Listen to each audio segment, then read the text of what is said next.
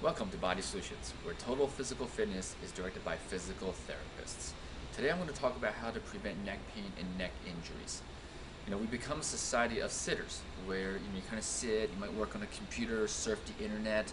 The problem with this posture is it tends to be in a slouched forward head posture. If you look at my posture from the side here, you notice that most people will sort of sit in this position and not as much with a straight posture like this, where your ear, your shoulder, and your hip are straight down in alignment like this. How many people do you see at the office sitting like this? Probably not. Most people are kind of slouched forward or reaching forward.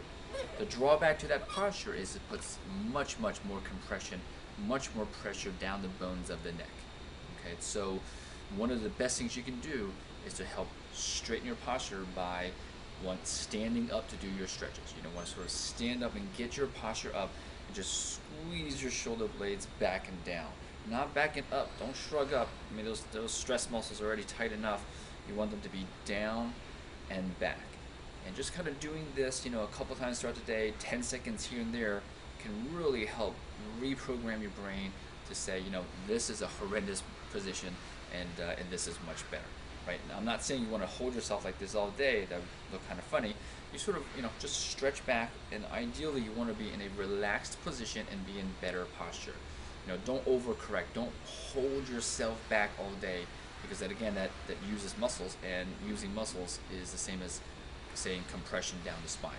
So it's almost like throughout the day, if you're tight from being like this for years, right? It's almost like if someone's having their hand on your shirt and they're pulling your shirt down all day. Well, you really don't want to use muscles to fight that and do this, right? Because eventually those muscles are going to be all knotted up, and you're going to have more compression down your neck.